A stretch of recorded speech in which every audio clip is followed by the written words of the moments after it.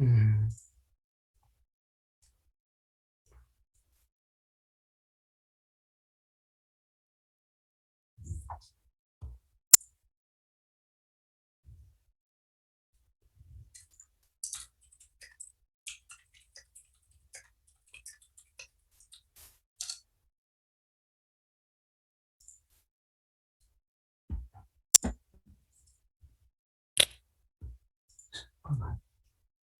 ok.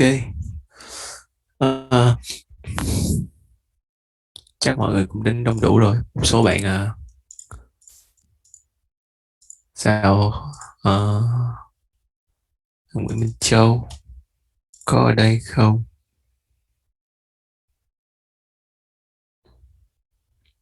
Ok, chỉ là không. Ok, chắc mình bắt đầu tiếng học nha. Từ buổi trước đến giờ có ai có ờ, gì ấy câu hỏi gì không? Trước giờ học thì giải thích luôn. Em có một vài cái câu hỏi mà liên quan tới cái phần mà để mình tại hôm trước là anh Thành có giới thiệu, rồi em thấy anh Tâm cũng có nói qua một tí là cái phần mà để mình những cái phương pháp mà để mình lọc lại data, chứ mình có data là làm sao để mình kiểu mình biến đổi nó, coi cái mean rồi mình làm sao cho Ừ. data nó balance á, thì những cái phương pháp đó em vẫn chưa có rõ, vẫn chưa có hiểu hết là có những phương pháp nào và đi đi theo thứ tự như thế nào với những cái phương pháp đó để Ừ. mình lọc data, để mình lọc nhiễu này nọ. Ờ, em nói rõ hơn được không? Đọc nhiều ở đây có nghĩa là ví dụ mình loại bỏ những giá trị mà kiểu outlier, những cái mà nó quá to quá nhỏ, hoặc là nó Đúng rồi. cái vậy à. Thì Ờ, cái đó là tức là thường cũng không có cái số tay hướng dẫn nào cho em đâu, kiểu này thường là dựa trên kinh nghiệm và dựa trên cái suy nghĩ của em về cái dữ liệu đó là gì, giống như là dữ liệu về ờ, như dữ liệu mà có mang tính chất vật lý chẳng hạn, như là sóng đi, thì ví dụ em muốn lọc lọc tần số nào đó sắp xuống hơn, thì cái đó là dựa trên cái kiến thức của em về cái đó. Còn ví dụ như là dữ liệu về giá nhà thì em biết là trong cái khu này giá nhà nó không thể vượt quá kiểu 1 tỷ đô được, em thấy cái giá trị đó em thấy sai, thì em có thể là nó không có một cái công thức nào mà chuẩn đâu, là em phải đưa ra ví dụ cụ thể, hoặc là rồi em tới trường hợp cụ thể thì em mới mới mới mới mình ngồi suy nghĩ mình nói cách làm được, chứ giờ nói trên đây á, thì kiểu nó tràn gian đại hải luôn, nó cũng không có một cái hệ thống rõ ràng nào để mình làm vậy đâu. dạ. Thì tới lúc bài toán mà ví dụ trong mấy cái Kaggle competition của nhóm thì lúc đó thì nhờ mentor, hoặc là cứ bấm vô cứ post lên Discord để mà hỏi, thì mọi người sẽ vô thôi, vô trả lời cho em thôi. Ok Hen, Ok. còn ai có câu hỏi gì nữa không? Mọi người nhớ check Discord nha. Tại vì giờ team sẽ các bạn sẽ trong liên lạc qua Discord nhiều á, là các bạn có cái Kaggle competition team rồi đó, thì nhớ check Discord và mọi thông tin. Có ai không không vô được Discord không? Chắc không đâu hả? Mà thấy nhiều người offline quá thôi. Ờ, ok, còn ai có câu hỏi gì nữa không?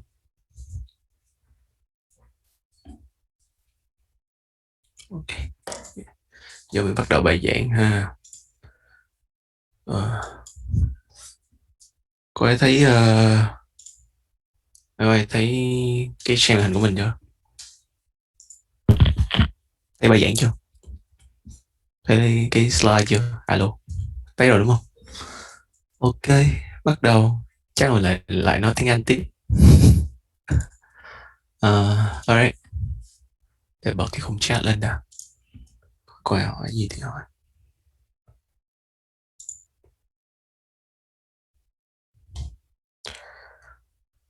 Alright, thanks everyone for coming. So today we're gonna talk a little bit about linear and logistic regressions. So the tutorial or the lecture today just to provide you the general skeletons solving and like understanding the linear logistic regression. We're gonna focus heavily a bit about how to explain and interpret the models. The agenda for today is after this lecture, I hope you will know what linear regression is, what logistic regression is. Maybe we haven't, we you guys cannot up code that up yet, like from scratch. But I will provide the tuber notebooks that have the code and some exercise for you to practice on. And hopefully you all knows the advantages. Turn off subtitles. Okay, sorry. So we're good. We're good. We're good.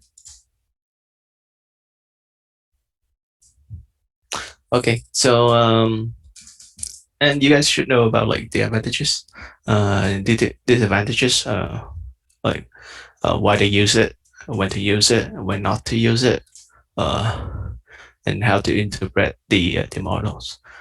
The general outline of the lecture is going to be like we talk about the theory, how to solve, and then how to interpret that, and then for logistic regression, we will move it from there's a connection between the two, so we trying to understand why we need logistic regression and the theory behind how to solve and how to interpret the model.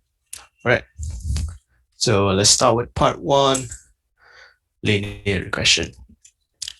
So linear regression predicts the target as a weighted sum of the feature inputs like this.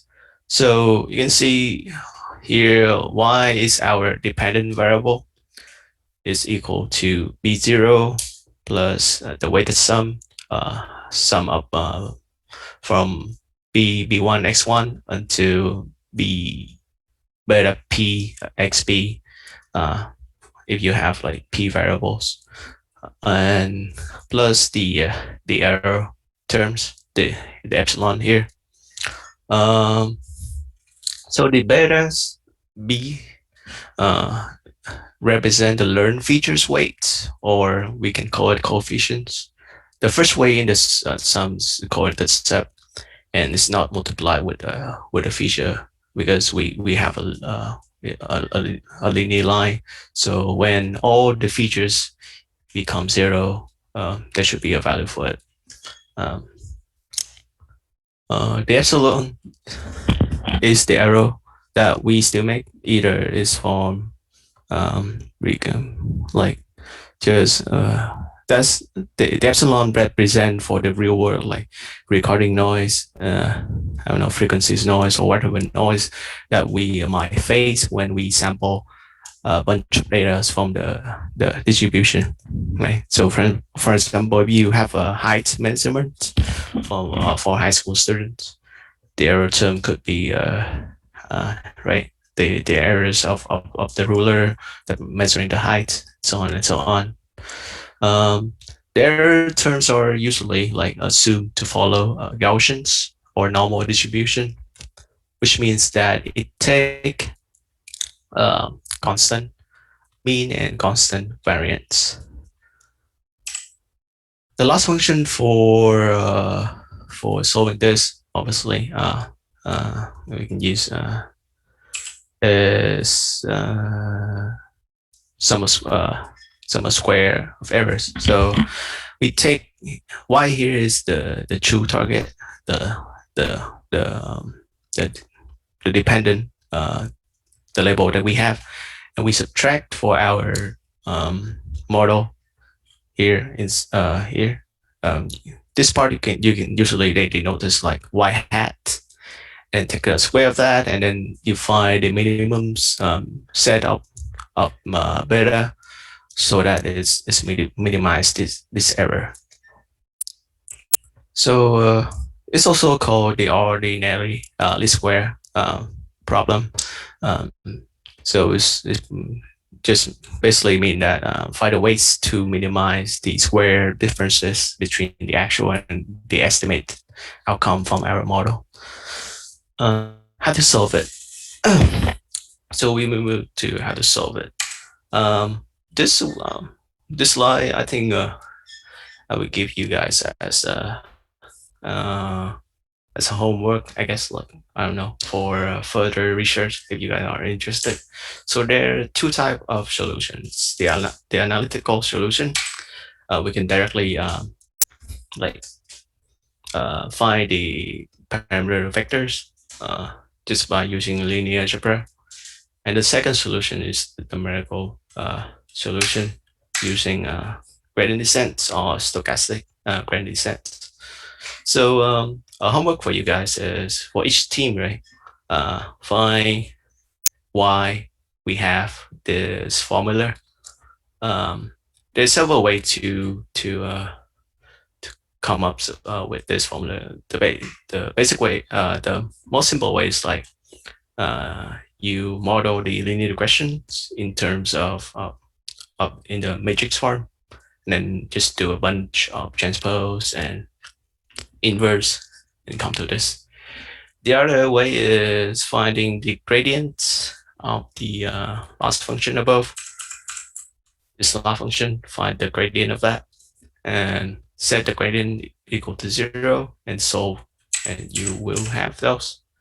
So just before the lecture that we will have a lecture to review all the regression, the methods that we're gonna learn this week, and just maybe you can post it in the Kaggle team and read them.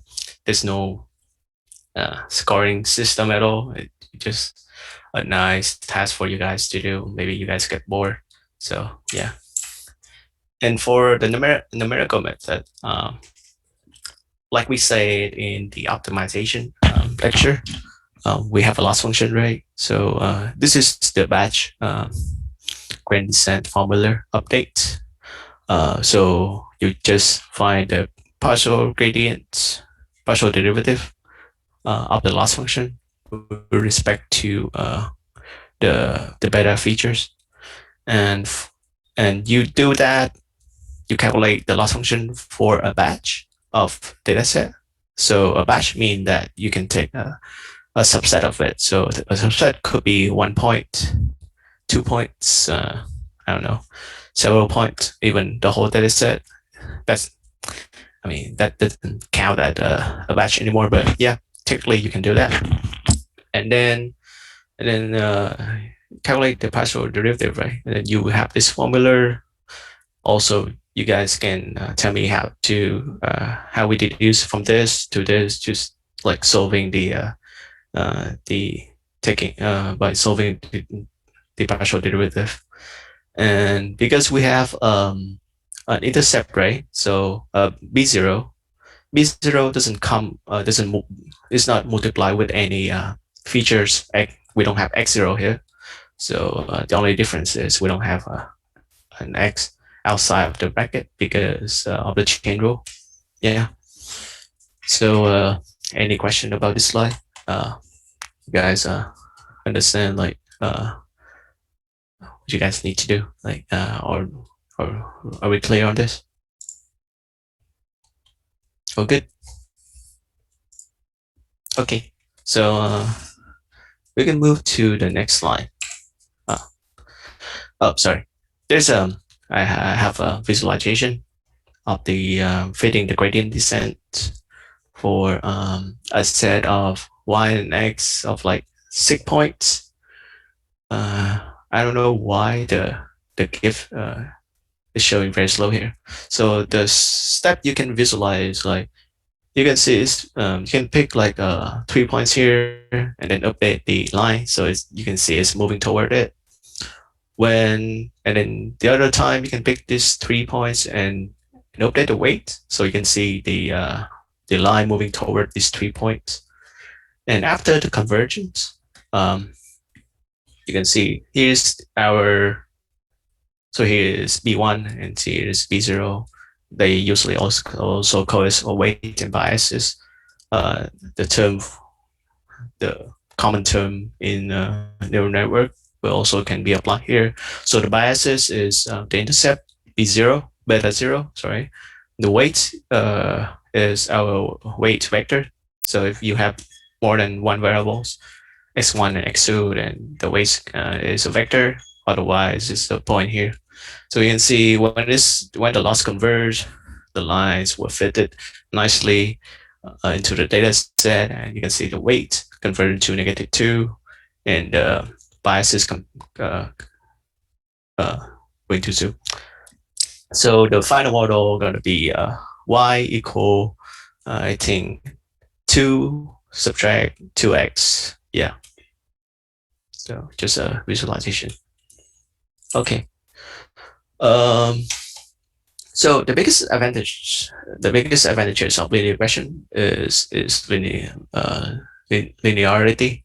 So it makes the estimation procedure very simple, very elegant, and most importantly, these linear equations haven't give us like a very easy time to understand, as well as like explain them to other people, explain the model, why we have that relation. Um, but is also have a lot of assumptions where or not the relationships in the data are linear, and this is good for us to apply the linear regression. So here are some assumptions, not all of them, that we're gonna look at a bit. So first assumption is in the list is linearity, by the name of linear regression, right? So you need a linear relationship between both the model, how to identify a linear relationship. You can using several statistics tests, or look at the I think in my undergrad stat class, my professor say you can just look at the plot and see if it linear or not. But there's a lot of trick and to see if you see a linear relationship between the dependent and the independent variables. The second assumption here is normality. So normality means that the target, the dependent variable outcome given our independent variables or the features, it should follow distribution. So which means that if we have an error, so the residuals here are just the error term of white. So the residual is I think is the true target, right? And then is subtract sorry for our prediction, right? And this is for every point in the dataset pair, right? So if the distribution of the residuals follow on our distribution, then the assumption is verified. If it's not like this, so here is a very popular chi-plot in linear regression or regression analysis called QQ plot. So it's plot the quantiles between two distribution. On the y-axis is the residuals, and on the x-axis is the quantiles of a theoretical normal distribution. So if the plot following the I guess how do you call it y equal x line, then the assumptions is qualified. Otherwise, you can stay follow this. So this distribution, this residual distribution, is have a very heavy tail. So a lot of outliers on this. We have a lot of like errors that are very very high or very very low. I think it's yeah. So another assumption is constant variance or the staticity. Let me. Okay. Can I ask something about normality? Yeah, go ahead. So can we say? So can we assume that the residue is they do also have a linear. They also have a linear. Ý là em có nói được rằng mấy cái mối quan hệ giữa mấy cái biến á, mấy cái sự sai số là nó cũng là linear không, hay là nó nếu như mà nó khác linear, nó kiểu nó theo mũ thì có nghĩa là nó không là cái mô hình của mình sai. Em nói cái mối quan hệ giữa những sai số là sao? Kiểu thì giống như là sai số của cặp example thứ nhất và cặp example thứ hai, nó ý là sao? Em đang miêu hay sao? Tức là Không em nghe. không hiểu là cái trường hợp này là cái normal distribution với lại cái not normally distributed đó, thì nó hai cái sơ đồ này là khi nào mình biết được là nó not normal, khi nào nó normal, nó chưa hiểu rõ nữa. Khi mà normal á thì nó sẽ following cái y equal x line này. Khi mà nó normal, em thấy cái line dash line này, khi mà nó không normal á, nó theo whatever của nó, thì cái either là cái line nó không không theo cái y equal x, và nó ra rất là nhiều outliers ngoài cái line này, thì mình cũng không có cần giải thích là tại sao nó lại có những outlier này, tại vì cái model mình linear model mà.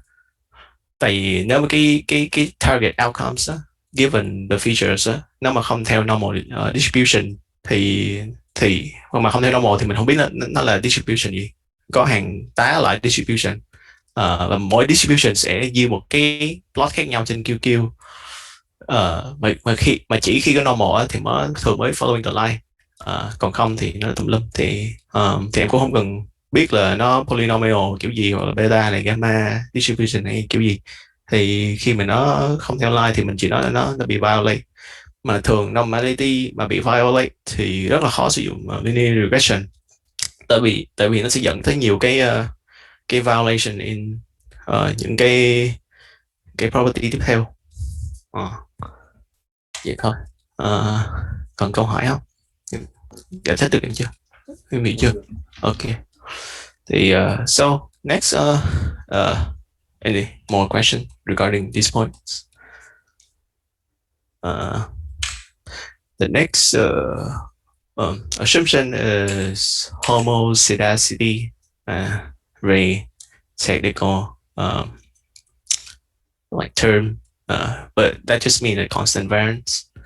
What does constant variance mean? So the variance of the error terms or the residuals assumed to be constant over the entire feature space, which means that so if you plot the residual plots, get a pen. So the x-axis is going to be the residuals, right? And the x-axis is just the order of the pair of like the data set. You have n points, so it's going to go from 0 to n. So if you see the distribution of the residuals and the variance kind of like keep the same among the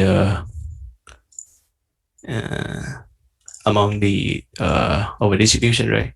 So is follow the homoscedasticity property. So basically, this means that for example, like predicting house price, the variation of the error for your model to predict a house that's supposed to have a price of like $40,000 should be the same. So the as the variance of the error of you predicting a house with $1 million value.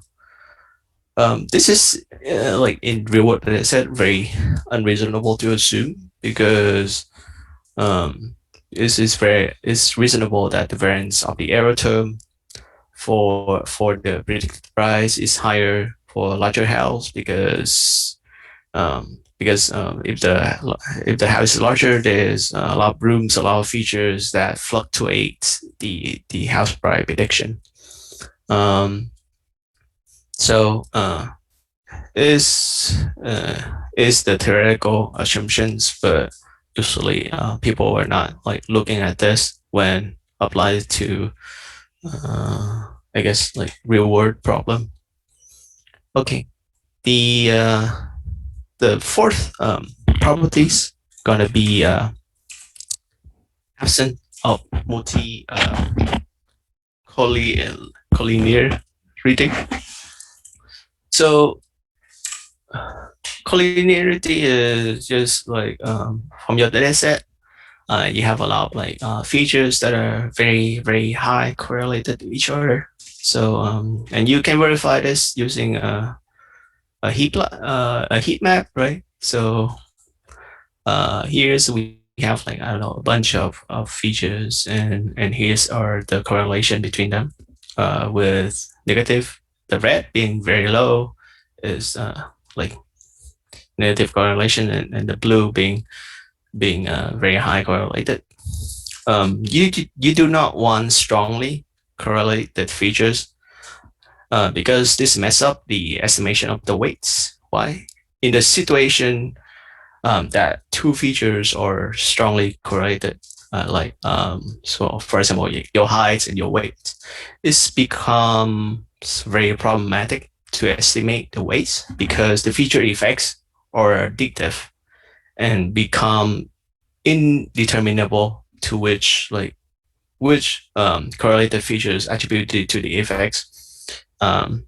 For example, if you have your height and your calorie assumption per day to the and they are very highly correlated to predict the weight of a person. The model doesn't know like uh, which one or the one that responsible to the weight. So usually you want to I guess like decorrelate all the features. Method to do that is just I guess if you have a very high correlation, like 0.95 or something, just drop one of the column, or you can do a principal component analysis to or check it to a decorrelated feature space. We can talk more on that, I guess, for other tutorials. I don't know if other lecturers have mentioned like how to pre-process the data, how to decorrelate the data, but you will face it in the Kaggle uh, competition eventually.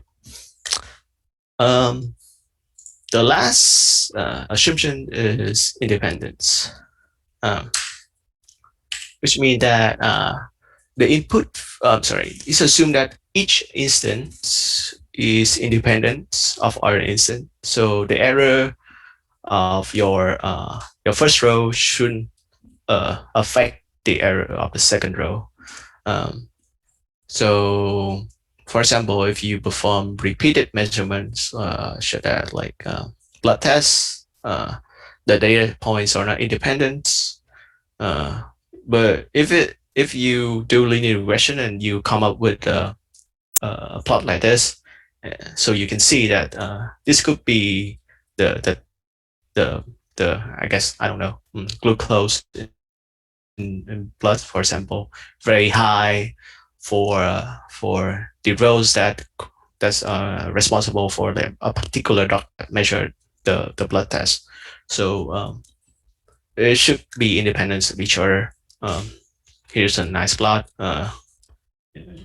You can see there's some correlated residuals for there's a pattern in the residual plots. Okay, for all the assumptions, any question regarding these at all? Just speak up if you have any question. Can you repeat the part about the correlated residuals and uncorrelated?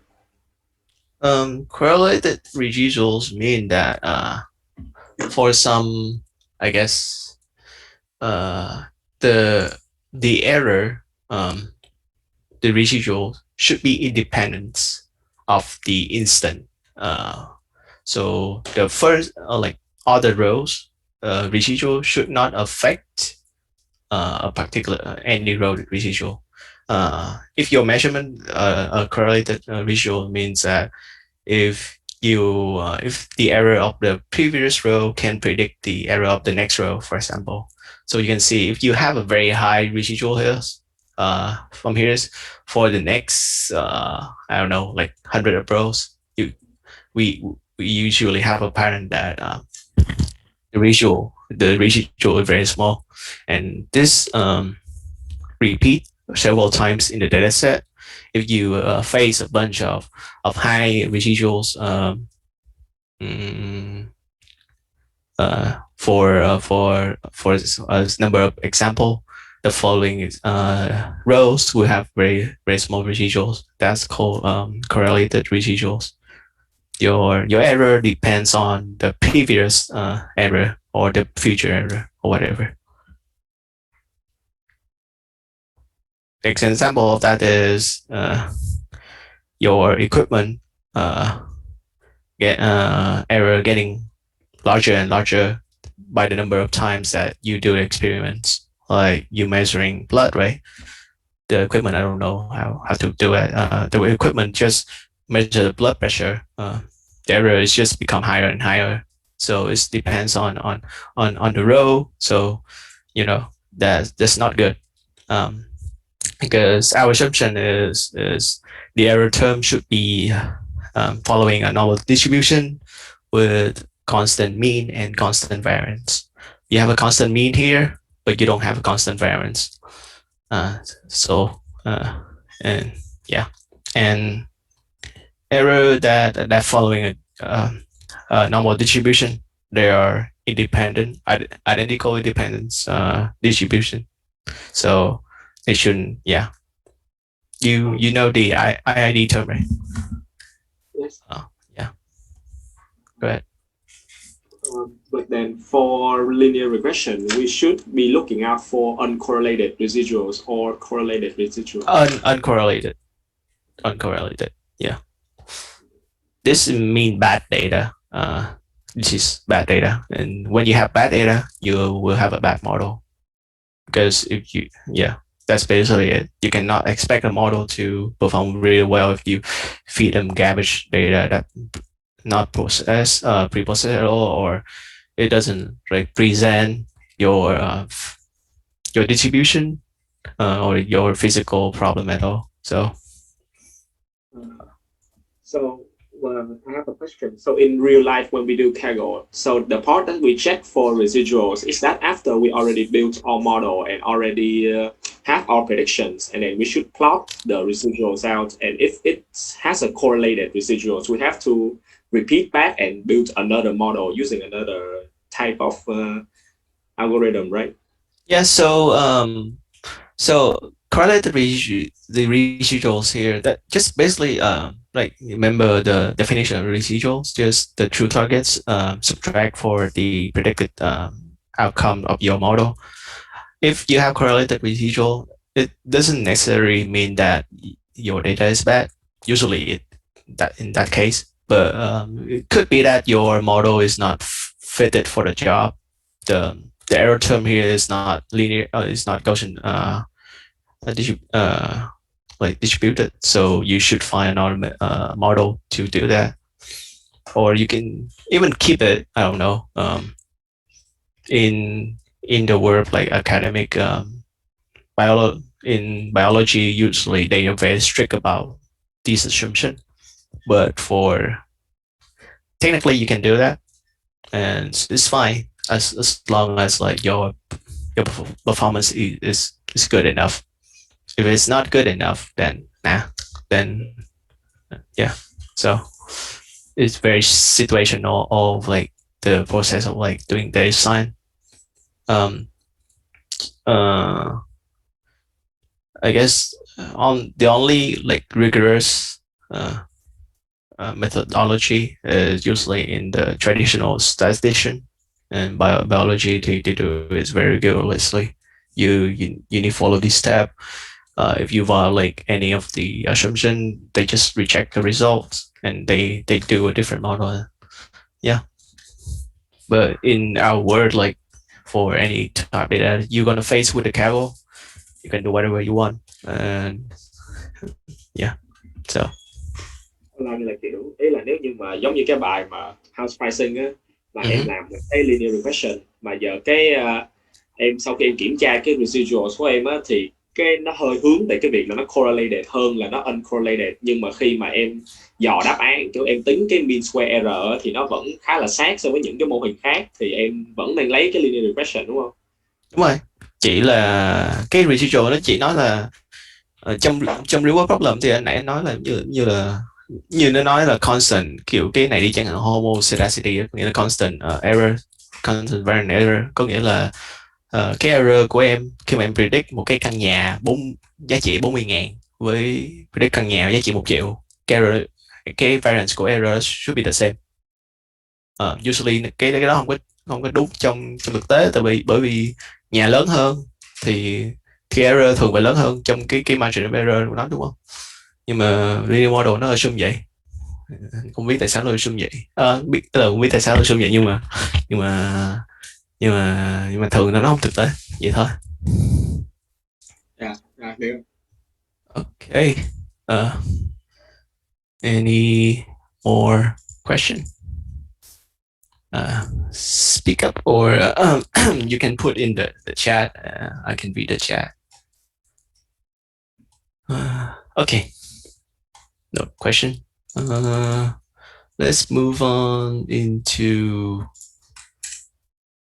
how to interpret a linear regression model.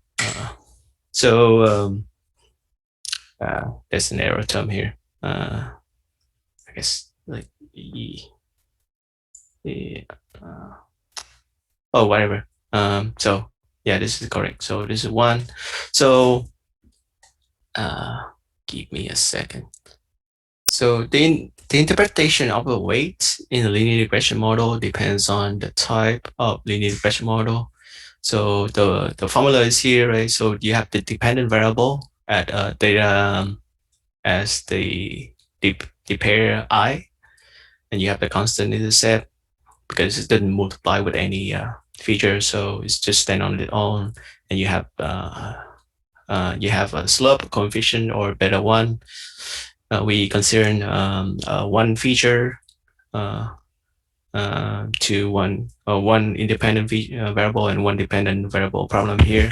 So you only have one features, and the corresponding features at the ith row. Yeah. So it depends on what kind of like the x here, you will interpret it a little bit differently. So you have a numerical features, right? You interpret it as like the change of y is yi is beta 1 when x1 increase by 1 unit. So increasing the numerical feature by 1 unit change the estimated outcome by the coefficient, the corresponding coefficient beta 1. An example of numerical is the size of a house. If your house is larger, if you increase the size of the house by, I don't know, 1 meter square, then the price increased by $1 million, for example. So that's how you interpret it. And another type is binary feature. So a feature that take values between one or two values.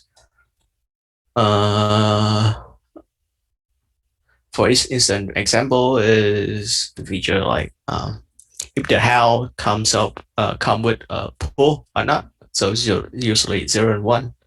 So one of the values count the reference category. A reference category is like if not this, then the other case. So usually is 0 for no pool, right? Changing feature from the reference category to the other category, change the estimate outcome by the feature's weight. For example, B here is 50K, right? If you a house that doesn't have a pool on average is cheaper than the house with a pool by $50,000. Yeah.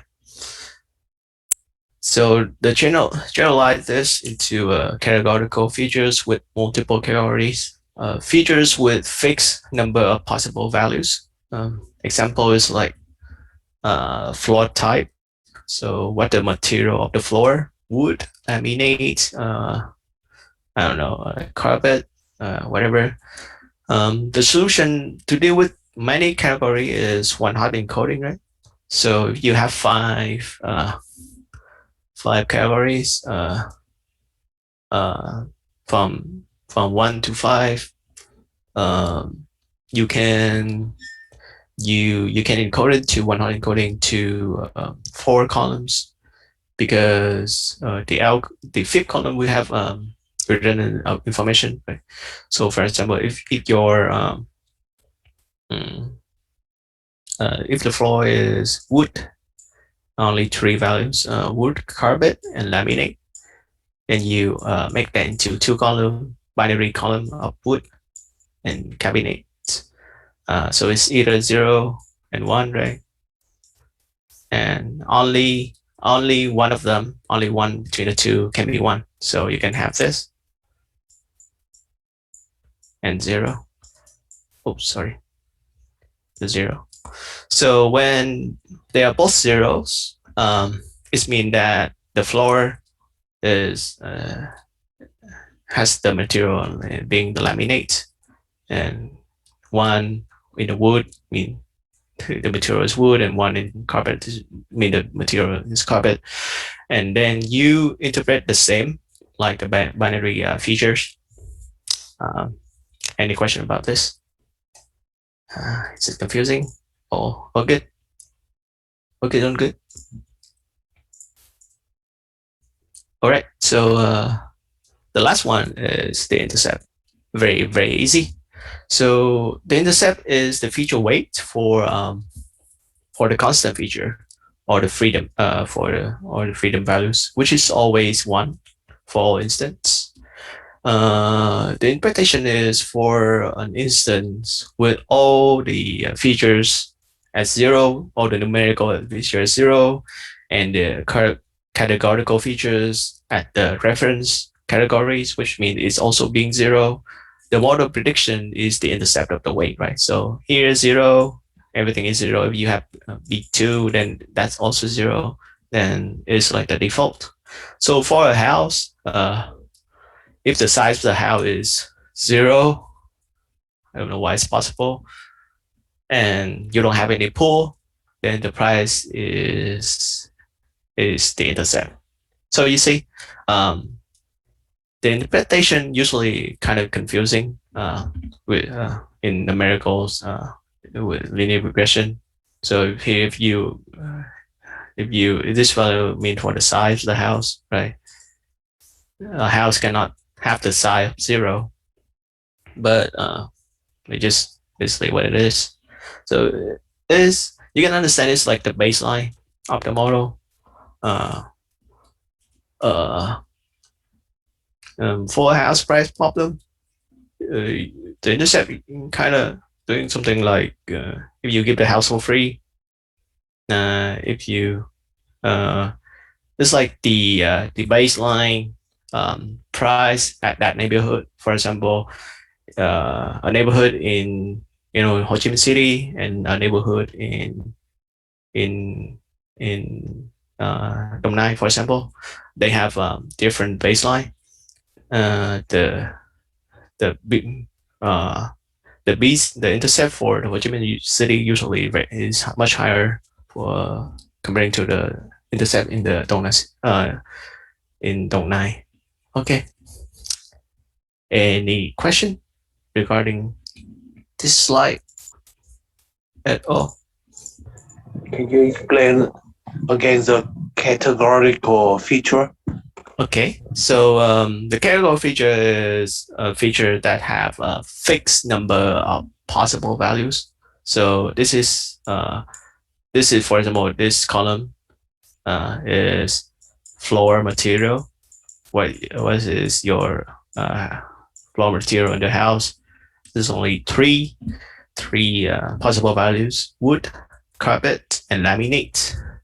And usually to deal with this, they do a thing called one-hot encoding, which means that you transform this column into a different number of columns that only have values 0 and 1. With 0 mean that it's a binary transformation, right? So information theory or whatever. But it's a binary transformation. You transfer it. If you have L values, then you transfer it to an L minus 1 number of columns, because the last column can be interpreted as like all the L minus 1 columns being 0.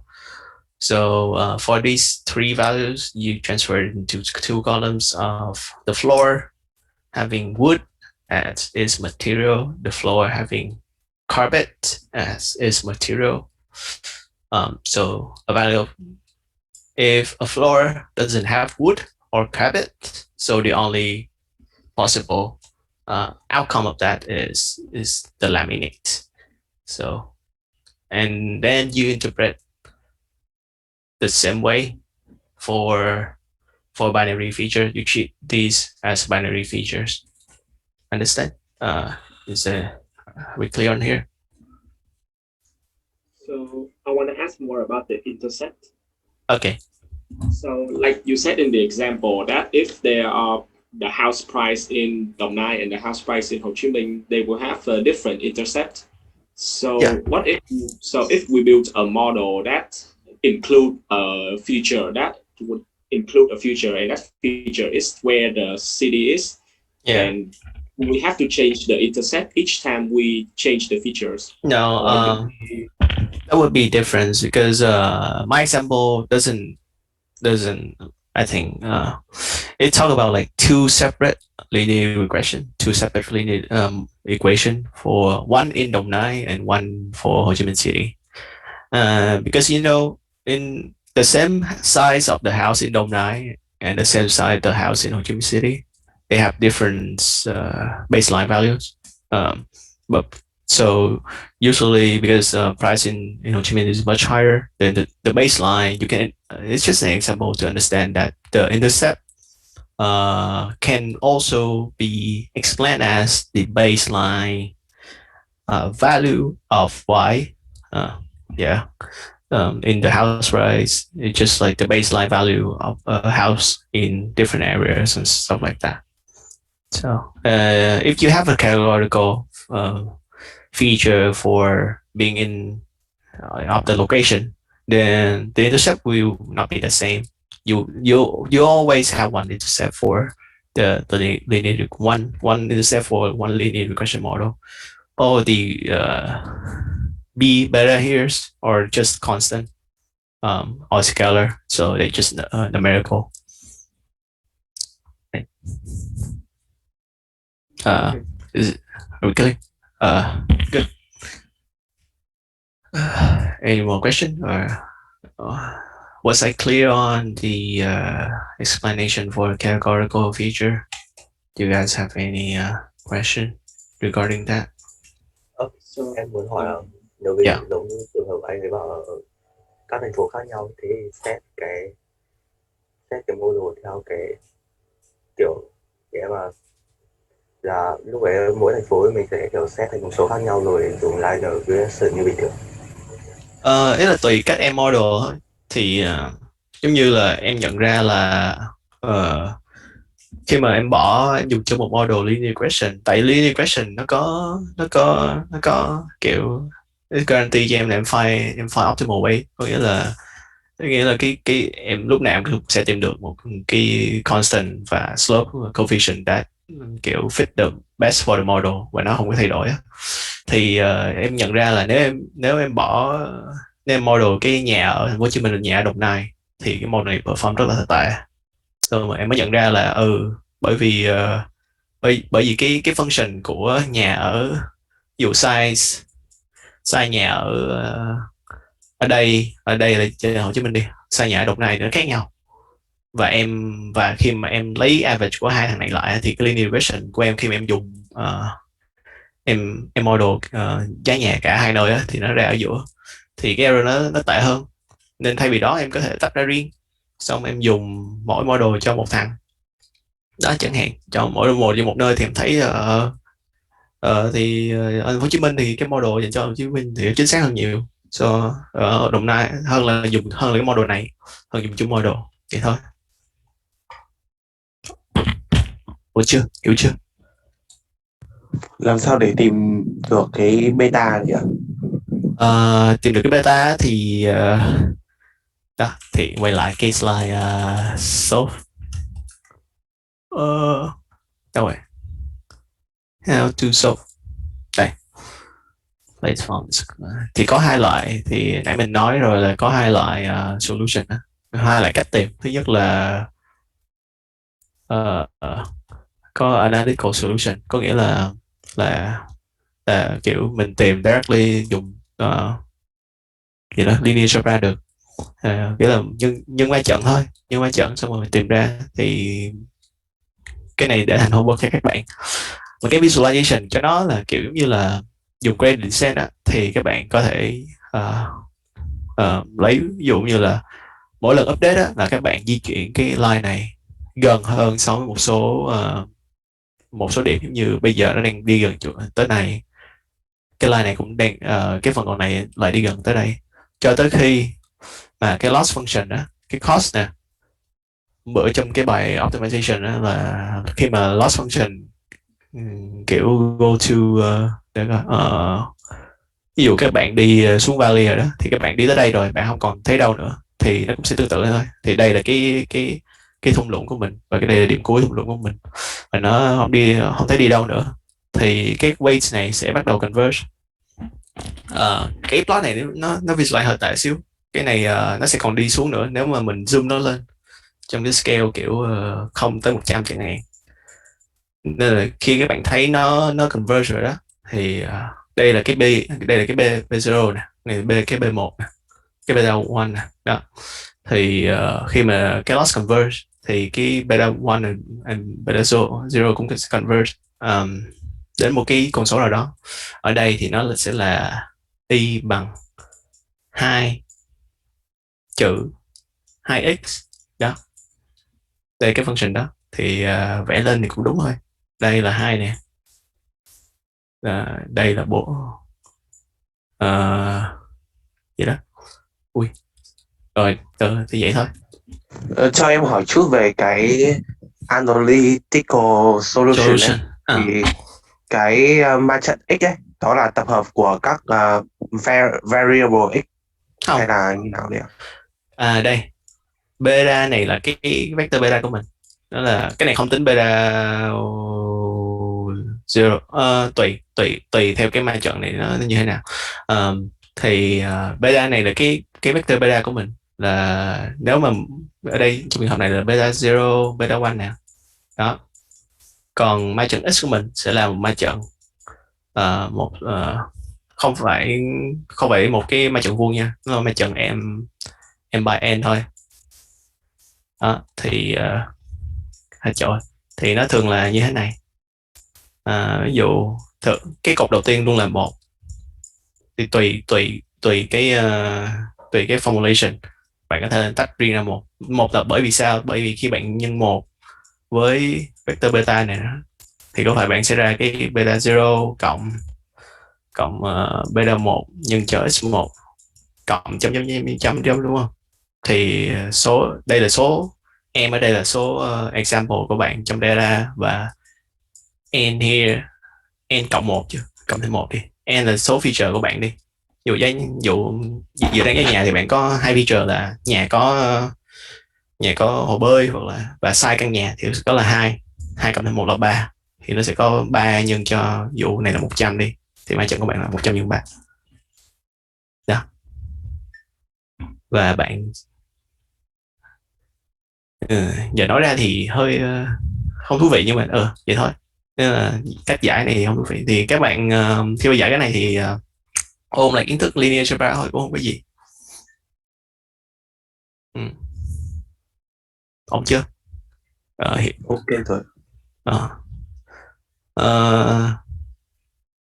Hôm bữa anh Tâm cũng có dạy cái khi mà cái này cũng có trong cái bài tuyển sinh của mọi người á, là khi nào AT T invertible á. Đó, năm nay cũng có câu hỏi thì các bạn nghĩ sao khi mà cái matrix này nó không invertible? Cái này nó không có xuất hiện, cái này nó không có tồn tại. Bữa anh Tâm có dạy á. Là hình như khi mà nó không invertible được là mình phải dùng cái cách mà pseudo inverse để mình tìm cái cộng, nghĩa là cái số mà nó gần tới không thôi, chứ không có tìm mà được cái giá trị mà đúng của cái beta. Đúng rồi đó, đúng rồi. Thì cơ bản nó cũng là dùng như vậy thôi.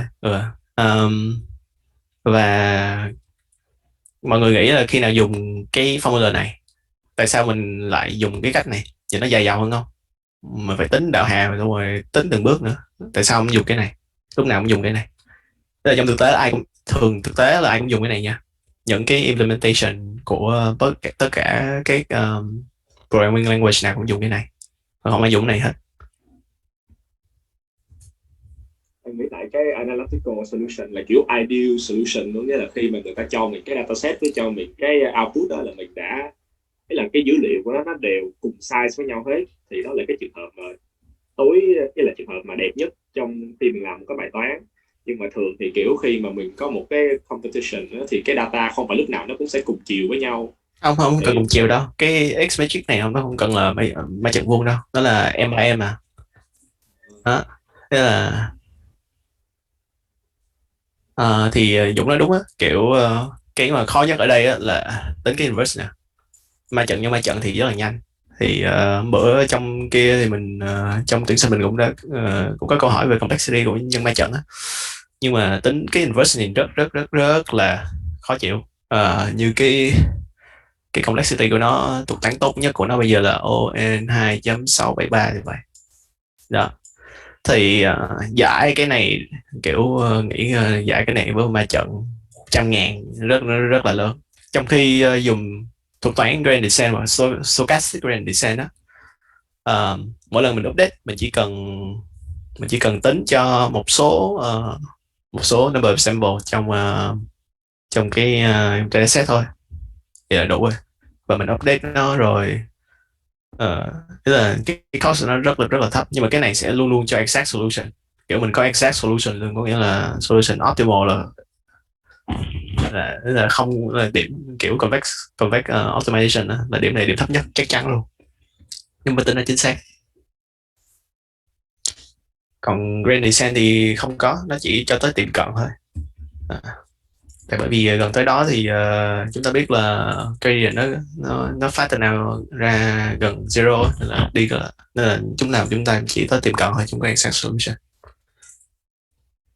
Ok, mọi người còn câu hỏi gì không? Chúng ta có thể quay lại cái slide kia. Em còn hỏi một tí về cái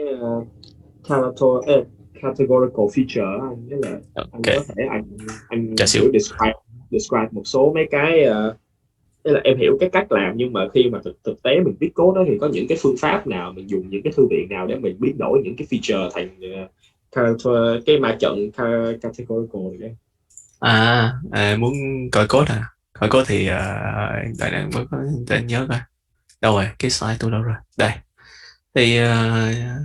Thì em cứ search, tức là em có thể dùng bằng tay hoặc là không dùng tay chẳng, tức là kiểu là code from scratch, giống như là em thì trong Sklearn cũng có one hot encoding á, nó làm sẵn cho Panda cũng có mấy function kiểu đó, thì em cứ search thôi, như là search cái ra liền Sklearn one hot encoding đó, thì cái term ở đây là one hot encoding thôi.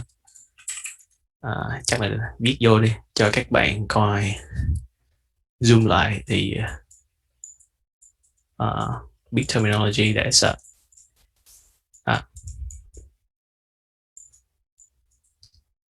Ok.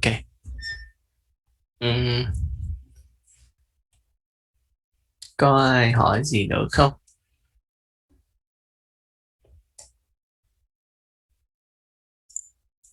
Ok, vậy thôi mình đi tới slide tiếp theo.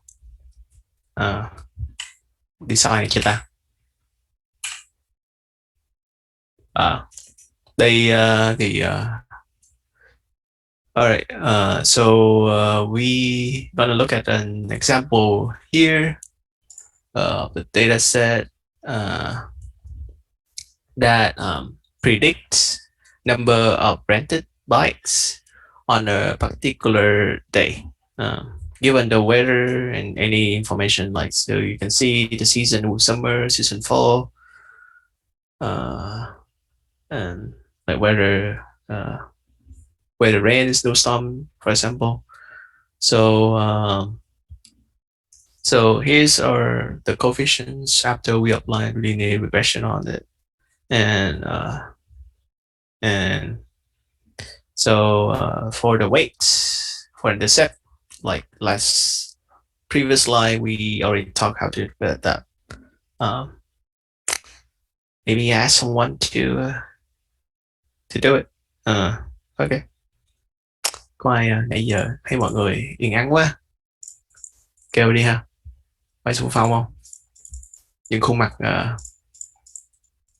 khuôn mặt đen tối, không thấy gì hết. Mình đang phải làm cái gì đó?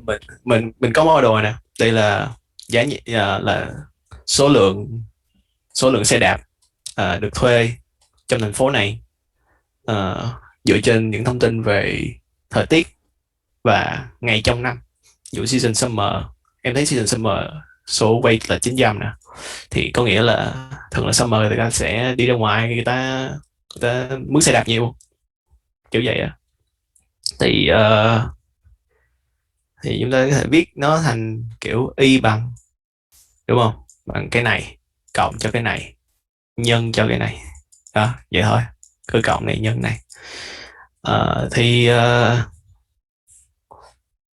có ai có thể xung phong explain một tí cho, ví dụ như cái model này đi, cho cái variable không biết cái value ở đây cũng hơi khó được ha. Để coi whether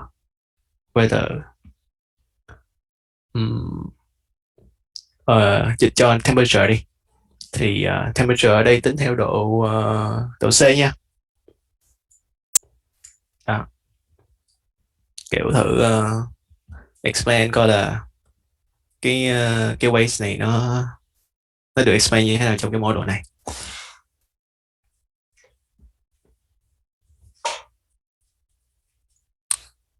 Ok, không ai xung phong cả. Mời những gương mặt không bật hình đi ha.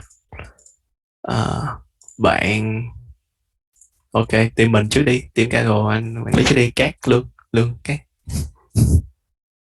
alo, rồi sao? Ôi, còn không ông này còn chưa kết nối audio vô nữa. Ấy, mời bạn khác đi thử. Thì mình có ai nhỉ, quên rồi. Rồi ông mới cười nè, Nguyễn Hy, Huy Hải nè, lên. Dạ. Ý là cái model explain cái giải thích coi là cái variable này nó như thế nào trong cái model này, kiểu cái interpretation của nó trong cái linear regression model. Cái chuyện này có nghĩa là gì? Là thì nãy mình nói là có 4 loại là numerical, binary, categorical và intersect. Thì mình nghĩ cái temperature là cái loại nào?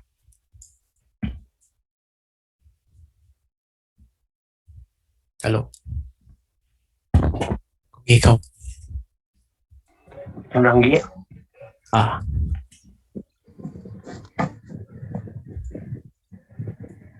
Okay. Trong lúc bạn đang nghĩ thì mình sẽ kiếm bạn khác trong một cái variable khác. Để coi.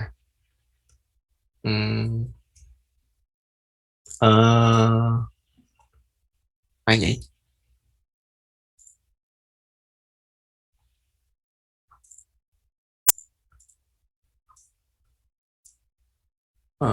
Trí đi, Phan Trường Trí cho cái này đi. Cái này là no và yes nha. Như là holiday hoặc là không holiday. Binary feature. Rồi tính gì anh? Là em giải thích cho cái ways này có nghĩa là gì trong cái model, nó được giải thích như thế nào trong model. Effect của nó với cái outcome là số lượng rented bikes.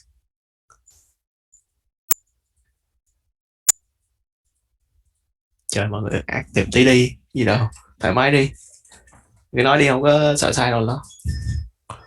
Tức là cái số này nó có ý nghĩa cái nào đối với cái số lượng xe đạp á? Đúng rồi, thì đó rồi đó. Cái việc giải thích weight này rất là quan trọng nha. Trong cả academic, trong cả khi làm research và cả khi làm việc business chẳng hạn. Nếu mà các bạn muốn đi theo con đường data science hoặc data analytics á, là bắt buộc phải, thường là người ta không quan tâm lắm là model bạn complex ở nào đâu. Kiểu để mình muốn làm được phải giải thích được là tại sao nó giải thích được cái outcome model này nó nghĩa là gì. Nghĩa là chắc là ngày nghỉ thì người ta sẽ ít mướn xe đạp hơn, thì cứ ngày nghỉ thì nó bị giảm 686,1 gì đó so với ngày bình thường.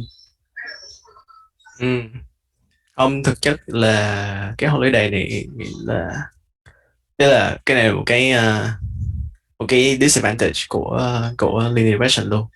Thì cái này có nghĩa là default value ở đây là không,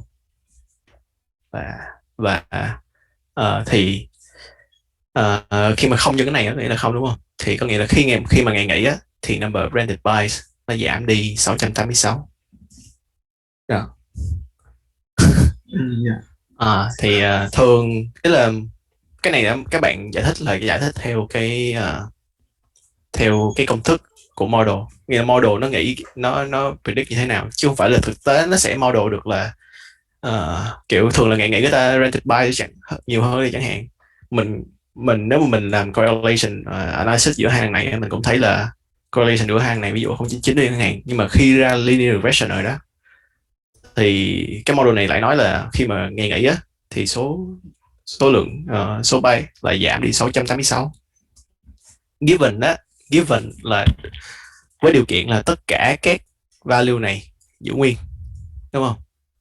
Thì những value còn lại giữ nguyên, thì sự thay đổi trong cái biến này á, sẽ ảnh hưởng 686 số byte so với nếu mà là ngày nghỉ so với không ngày nghỉ.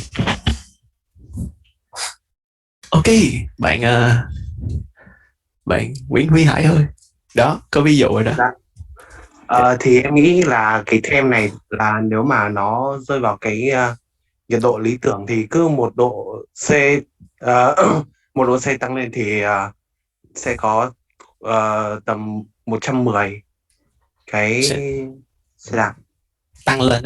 Cái này tăng mình lên. lúc nào mình cũng giải thích là khi tăng lên, khi một thằng này tăng lên thì thằng này tăng lên 1, thì tăng lên đó là này nhân cho 1 á. Cái này tăng 1 độ thì khi mà các biến khác giữ nguyên thì số lượng xe đạp sẽ được tăng lên trên trung bình là 110. Đó. Ok.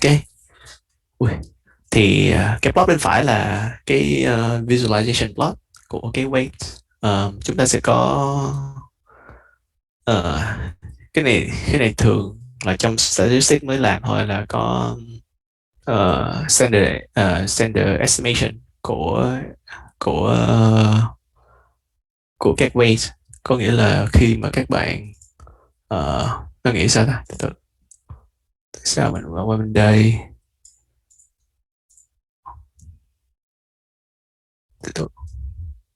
Kỳ này. Ok.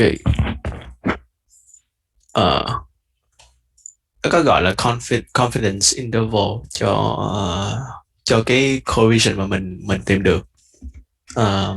Cái này hơi advanced tí mà cũng ít thường xài ngoài trong môi trường học thuật, thì cho tới khi nào các bạn được train trong các phòng lab, nếu các bạn làm bên lab mà cần phải do mấy cái regression analysis này nè, thì nó có nghĩa là nếu chúng ta replicate the same study multiple times with different random sample, like using different set of data, and compute a confidence interval for each set of data, we would expect that like 95% of the time, the weight will fall. For example, the weight of temperature, right? It will fall between 110 plus or minus 7. So là chừng nào mọi người kiểu thì mấy cái thông tin thêm nếu mọi người muốn học. Okay, any question? This is quite a long lecture. We haven't moved to ballistic regression yet.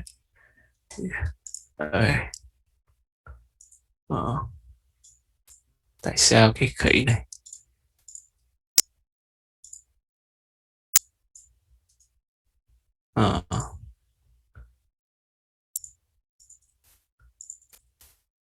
Coi còn câu hỏi gì nữa không? Ok.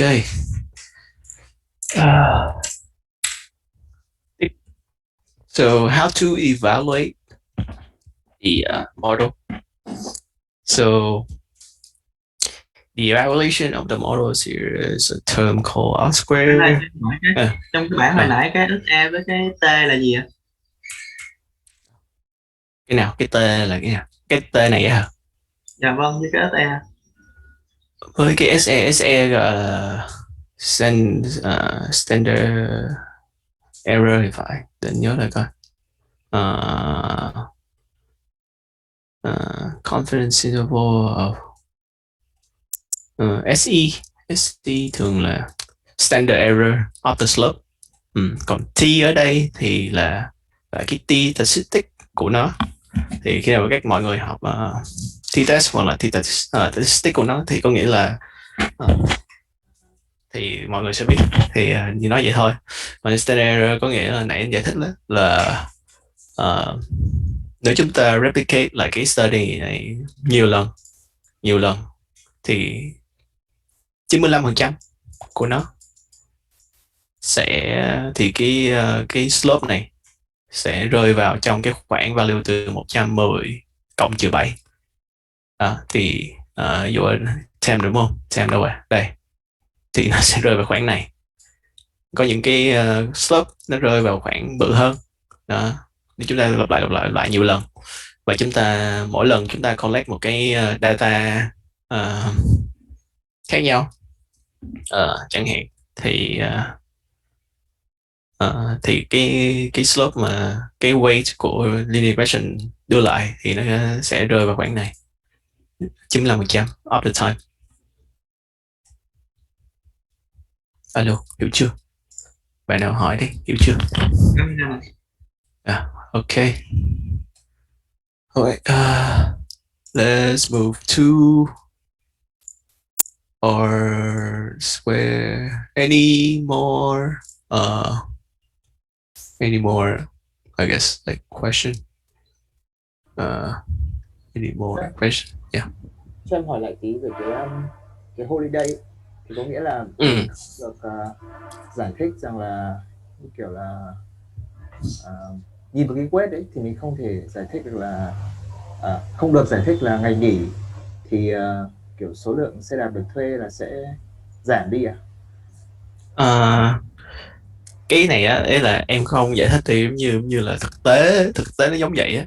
Tức là khi mà em giải thích một cái model thì cái correct mà cái terminology mà em sẽ nói là cái model này nó nói rằng là nó cho ra nó cho thấy rằng khi mà nếu mà có ngày nghỉ và những cái biến còn lại giữ nguyên, có nghĩa là không thay đổi, thì việc có ngày nghỉ và việc không có ngày nghỉ thì việc có nó sẽ giảm đi on average 686 số lượng bay được thuê. Cái weight có theo phân phối chuẩn không? Khoan, cái câu trả lời này em hiểu chưa? Hiểu chưa? hơi rồi. Ý là cái cách em nói là phải nói nói đi, không nghe. Positive correlated, có nghĩa là đúng không? Thì đó là cái nói là cái kiểu đôi khi cái linear regression nó rất là intuitive. Có nghĩa là dù chúng ta trên thực tế là holiday có ví dụ như là 90% or 9 correlation with rated by đây chẳng hạn, nhưng mà cái linear regression bởi vì có thể là những cái variable khác nó correlate hơn, nhưng mà chúng ta có multi-collineary á, thì những cái variable khác nó correlate hơn thì nó ác đi thằng này đó. Thì chúng ta lại có một cái negative weight cho nó khi mà thực chất trong thực tế thì ngày nghỉ thì thường người ta sẽ rank by nhiều hơn. Rất kiểu là có thể là vi phạm vào mấy cái assumption. Có thể vi phạm các assumption hoặc là chỉ là cái thực tế nó vậy thôi, đấy là cái model nó chỉ đưa ra cái weight như vậy. Đó là em giải thích là cái cách model hoạt động, cái này là cách giải thích model hoạt động chứ mình không giải thích theo kiểu như là thực tế thì giá số lượng sẽ đạt được thuê thì nó phụ thuộc như thế này không. Em giải thích là cái model này nó cho thấy rằng nó dự đoán cách như vậy. Những cái weight này là thuộc về model chứ không nhất thiết là phải đúng với thực tế. Ví dụ như là em có không hết, ví dụ nãy em nói là giá nhà và bằng kiểu B0 cộng B1 với size mà size của cái giá nhà thì không bao giờ bằng không được, thì mình đưa ra bây giờ giải thích nó rất là không hợp lý, kiểu không có thực tế. Thì ý là cái cách mà model hoạt động nó chỉ là vậy thôi chứ không phải là thực tế cái bài toán nó đây là kiểu logic nó physical là dependency của mấy cái variable nó là vậy. Yeah. Cái này có phải là giống kiểu correlation does not imply causation? Cũng không hẳn, kiểu tức là cái này cũng causation correlation apply cho cái này thì được không ta? Tại correlation does not imply causation thì nó chỉ áp dụng cho correlation thôi, còn cái này thì nó không phải correlation, nó chỉ là cái model này nó chỉ đưa ra như vậy thôi, nên chúng ta giải thích là cách model suy nghĩ chứ chúng ta không giải thích là cái causation thực tế nó như thế nào đó. Ok, còn câu hỏi nữa là các weight có theo phân phối chuẩn không? Nếu không chuẩn thì CI được tính như thế nào? Cái CI này được tính theo một công thức rất là rườm rà. Nó là một cái assumption của linear model nữa là cái weight này sẽ theo kiểu phân phối chuẩn, nhưng mà cái SE này á, cái standard error này nó chỉ tính dựa trên một cái dataset thôi. Nhưng mà khi giải thích chúng ta nói là khi mà chúng ta lặp lại cái experiment này với nhiều cặp dataset khác nhau thì chúng ta sẽ có confidence interval, mà khi dùng confidence interval thì chúng ta assume là weight theo phân phối chuẩn. Thì ý là em cũng ý là khi mà làm mấy cái linear regression kiểu này thì em kiểu em giải thích theo nó thôi, chứ em không check là mấy cái assumption của nó có thật hay không. Như dùng SC và dùng CI này để mà nó nói là weight từ phân phối chuẩn thì em không có biết được. Theoretically theo lý thuyết là nó nên vậy, Nhưng mà thực tế thì không, tại chúng ta đang inference thôi, có nghĩa là chúng ta đang dự đoán cái gì đó dựa trên cái đống data chúng ta có, chứ nó không phải là causation như Khánh này nói. Ok chưa Nguyễn Tiến Dũng? Ok, còn câu hỏi gì cứ hỏi hen. Alright, so let's move to R square. R square, R square thì thôi, mình nói tiếng Việt này bây giờ rồi, để coi nói tiếng Việt coi có dễ hiểu không. Cứ ghét kiểu nói tiếng Việt xong chen tiếng Anh, chen tiếng Việt xong chen tiếng Anh vô, khó chịu. Thì khi chúng ta giải thích, khi chúng ta đánh giá cái độ tốt hay kiểu performance của cái linear model, thì chúng ta có một cái metric chúng ta gọi là R square. Thì nó được hiểu là thì R square được nói về công thức trước đi, thì R square là một trừ sum of square error và chia cho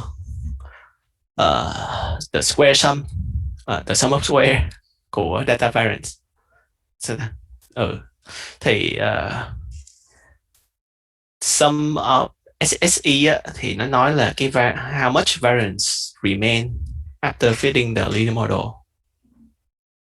Có nghĩa là cái model của bạn cover được how much variance của cái dữ liệu. Còn SST thì nó tượng trưng cho total variance của target outcome, đúng không? Thì chúng ta có y bar nè, có nghĩa là cái mean thôi, thì chúng ta calculate cái total the sum của cái variance của cái target variable. Sau chúng ta lấy một cái thì khi mà lấy SSE chia cho SST thì chúng ta hiểu rằng like how much variance cái model này cái model này explain cho the target data, thì cái đó là R square. Thường thì để coi nó sao ta.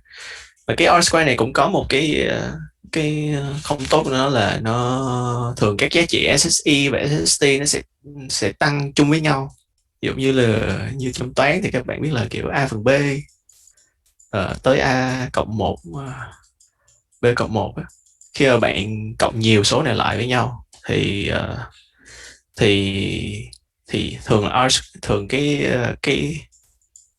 tỷ lệ này hình như là cái này chứ, cái này cao hơn đâu. Nhưng mà nói chung là thường R square sẽ tăng khi mà number of sample tăng, nên là người ta có thêm một cái được gọi là adjusted R square, thì nó penalize cái R square này với number of sample.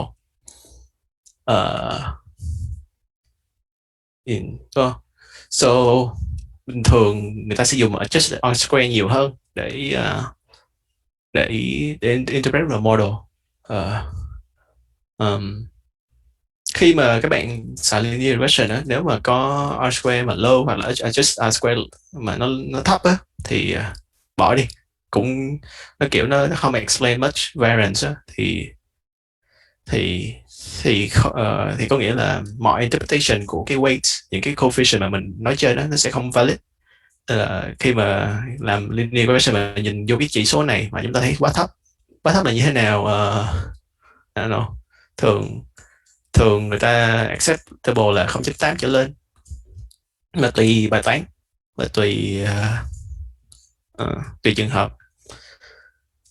Ok, còn có một cái thêm cái công thức để tính gọi là feature importance thôi. Feature importance là dùng t statistic thì các bạn sẽ examine được là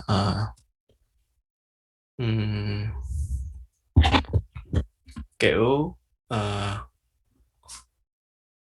nó lấy cái nó lấy cái giá trị của cái coefficient này, nó chia cho cái variance của cái coefficient đó.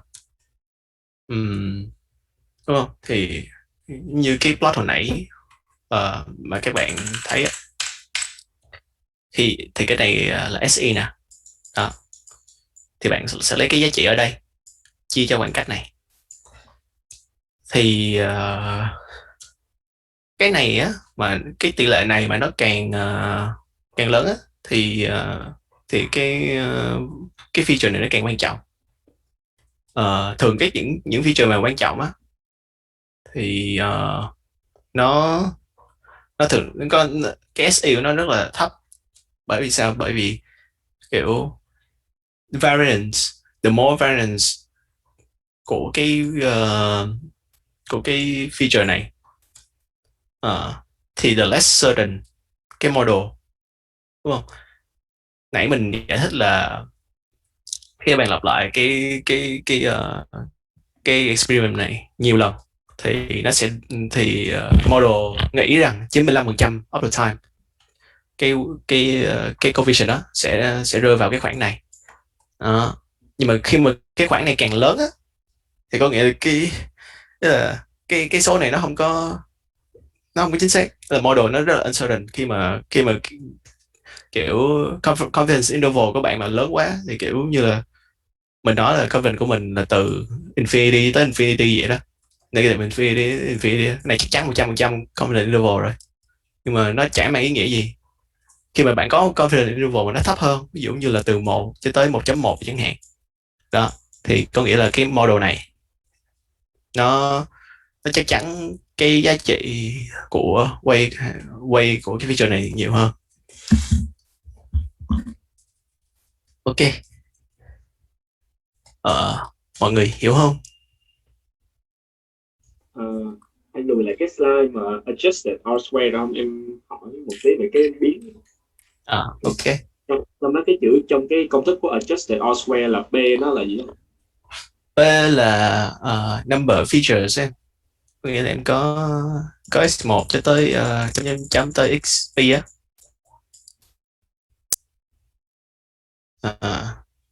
Với lại khi mà mình có, nghĩa là giả sử trong một cái bài toán mà mình kiếm được hai cái giá trị là R square với lại adjusted R square luôn anh, mà cái giá trị nó sát nhau á, thì mình infer được như là mình hiểu được cái gì từ cái việc đó? Khi mà đấy là adjusted R square với R square, giờ em nhìn cái này đi, đúng không? Thì cái này là đâu rồi? 1 trừ R square nhân với cái đống này. Ok. 1 trừ R square là gì? Là cái này đúng không? Cái này mà nhân với cái này bé hơn 1 nè. Lộn, cái này lớn hơn 1 nè. Đúng không? Tại cái mẫu nhỏ hơn tự. Mình trừ đi một số p này, lúc này là số dương, là mẫu nhỏ hơn tự. Khi chúng ta trừ một số mà nó lớn hơn á, khi ta trừ một số lớn hơn á, thì có phải là cái R square này lúc nào cũng nhỏ hơn là R square đúng không? Thì khi mà em thấy hai cái này gần nhau á, thì cũng chỉ đơn giản là cái số này nó gần bằng 1 thôi. Chỉ đơn giản là cái number of sample và number of feature nó, giờ em có rất là nhiều feature, em rất là nhiều number of sample, kiểu em có 1 triệu number sample chẳng hạn, nhưng mà feature em có khoảng 3, thì hai cái số này bằng nhau gần bằng 1, thì nó cũng chỉ đơn giản nghĩa là vậy thôi, chứ không có gì hết. Không nghe. Ok, hiểu rồi đúng không? Các bạn còn câu hỏi gì về slide này không?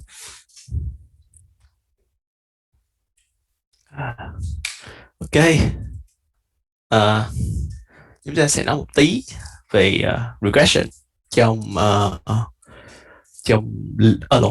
regularization trong linear regression. Đó, để coi.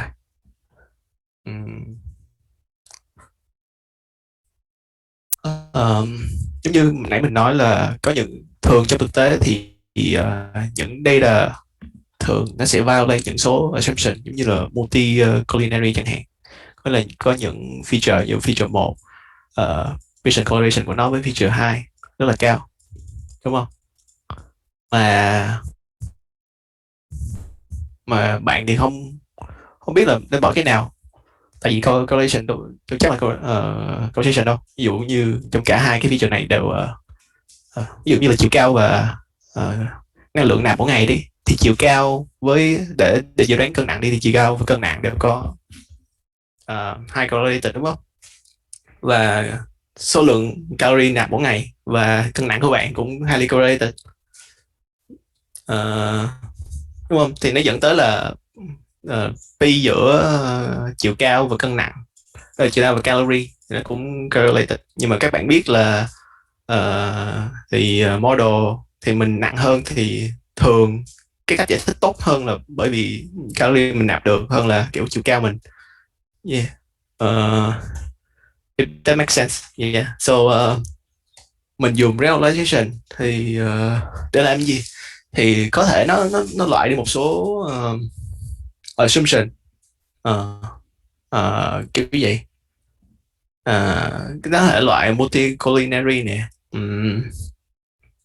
hoặc là large number features, có thể cái mà p lớn á, p là số lượng variables mình mà lớn á, thì nó có thể introduce nhiều cái issue khác, nó làm cho cái model mình khó giải thích hơn, đúng không? Kiểu có 100 cái features ngồi viết ra giải thích thì nó rất là khó chịu, kiểu và khó hơn, nên là thường người ta sẽ có một cái, và ví dụ model mình overfit nữa nhiều trường hợp, nên là có thể dẫn tới việc dùng regularization. Thì original á, thì cái bài toán linear regression chỉ mong minimize thì thôi, sum up square YH này là cái model của mình là bằng B0 cộng gì đó đó. Có 3 loại regulation, đa số là 3 loại. Shit, mình để lộn, để mình viết ra hết nha. Ok, thì có 3 loại, nhất là lasso, rich và elastic net. Thì khi chắc là lecture linear algebra mọi người học norm rồi đúng không? Thì lasso sẽ dùng regularization dựa trên cái norm của penalty của cái coefficient này. Còn rich sẽ là dùng cái cả L2, nhưng mà nó sẽ square L2 đúng không? L2 là nhảy, mà nó square L2 lên. Tại sao square L2 lên? Tại vì tính gradient cho nó dễ thôi, kiểu vậy. Lộn, cái này chứ, whatever. Yeah, so và elastic net là một cái combination cả hai. Thường là người ta sẽ dùng convex combination, nghĩa là L1 bằng 1 trừ L2 chẳng hạn, kiểu thường này để lambda nè, xong này là để 1 trừ lambda thôi.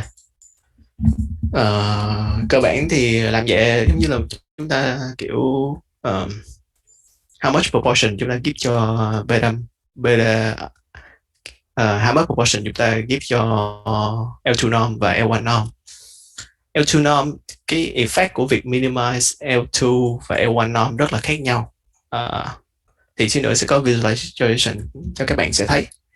Thì các bạn có thể về chứng minh là tại sao nó khác nhau. Chứng minh cũng không khó, là take cái gradient thôi, take cái gradient của L2 norm thôi, nó ra cái gì, đúng không? Take gradient L1 norm ra cái gì, rồi dựa trên cái gradient đó chúng ta match với cái example phía sau. Đây là lasso, rich và về elastic net. Đúng không? Thì vì elastic net là cái kiểu thằng ba phải nó combine the both á, nên kiểu effect của nó rất là cũng khó dễ hết. Nhưng mà khác biệt giữa lasso và rich là như thế này, kiểu đây là cái plot giữa coefficient, kiểu value của nó và lambda. Thì nãy công thức nãy á, thì các bạn thấy có lambda nè, thì lambda này thì mình lấy kiểu range từ 5 tới 5, từ 5 đến 5 đi, whatever đó.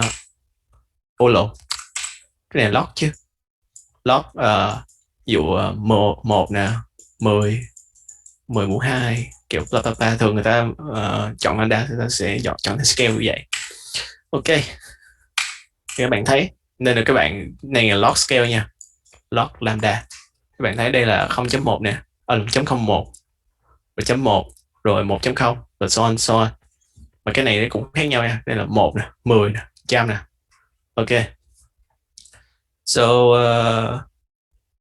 khi mà chúng ta chọn lambda thấp á, ví dụ như là mọi người compare thử lambda ở 1 ở đây đi với lambda 1 ở đây. Người thấy khác nhau cái gì? Thoải mái đi. Có nên dời lại cái lecture logistic regression không ta? Thấy gần 2 tiếng bà. Chắc là giờ lại bữa sau đi cũng được. Thì mình nói hết linear regression đi. Tại mọi người hỏi cũng nhiều, thấy cũng hứng thú với bài này, thì logistic để xong cho bài anh, một cái là lambda, một cái là log của lambda mà anh. Cái là anh nói là cái này log scale đó. Có nghĩa log scale có nghĩa là ví dụ sao? Mỗi increment của nó là nhân 10. Đó. Ví dụ bình thường chia ra 1, 2, 3 đúng không? Increment là bằng nhau, nhưng mà mỗi increment này là nhân 10. Thì người thấy nó sao? Cho cùng một lambda. Hoặc là chúng ta dùng chúng ta nói kiểu kia đi. Ví dụ như là cái này là 10 nè. Ở đây là 10 nè. Thì khi mà lambda chúng ta không cần biết cái giá trị của lambda là nhiêu đi, nhưng mà mỗi khi mà giá trị lambda giảm đi 10, cái khác nhau gì chỗ nào của hàng này với hàng này? Mấy cái giá trị mà coefficient của x1, x2, x3, x4 nó cận nhau hơn, nó bắt đầu nó gần nhau. Thì cái effect của nó thì nhìn đơn giản hơn, giống như là mới bắt đầu lambda rất là cao. Lambda rất là cao có nghĩa là gì? Là em penalize nó rất là cao luôn, đúng không? Kiểu có nghĩa là em muốn, bởi vì lambda cao có nghĩa là chúng ta muốn cái loss function almost nó chỉ là minimize cái coefficient weight thôi. Khi mà lambda cao thì nó gần bằng không hết, cả gần bằng không hết. Khi giảm lambda thấp lại á, thì chúng ta thấy có một cái effect smoothing, sharing weight. Đó. Thì có nghĩa là cái cái rich penalty đó, nó force coefficient go to zero, nhưng mà cho một cái rate smooth hơn, và nó cũng không làm cho coefficient exactly zero. Đó. Còn L1 á thì sao ta? Nghĩ là sao? Khi tại vì derivative của mũ 1 là constant mà, đúng không? Đúng không? Còn derivative của mũ 2 là i. Cái này khi mà chúng ta minimize dựa trên L1 á, thì cái rate of change nó sẽ giảm theo một cái hướng constant, nó giảm một hồi. Thì những cái feature mà không quan trọng á, những feature mà có tính chất correlated với những cái còn lại á, nó sẽ giảm hầu hết gần về zero hết và bằng zero luôn. Còn những feature khác thì các bạn thấy là nó tách ra rất là nhanh luôn. Những thằng sao nhỉ? Những thằng mà nó đóng góp được cho model á, thì nó tách ra từ đầu luôn. Còn thằng này kiểu nó phải share weight từng về từ xong mới tách ra tới giá trị là nhiêu đây, bao nhiêu đây. Và chúng ta balance việc đó bằng thằng ElasticNet thôi. Có nghĩa là mình chơi một cái cả hai, thì chúng ta muốn share weight giữa các feature là tùy việc chúng ta muốn kiểu allocate là việc share weight giữa các feature, và việc decorrelate hoặc là làm sparsify cái model. Sparsify có nghĩa là làm cái vector của mình nó không hơn, nó nhiều số không hơn, kiểu vậy. Yeah. So các bạn có câu hỏi gì về phần này không?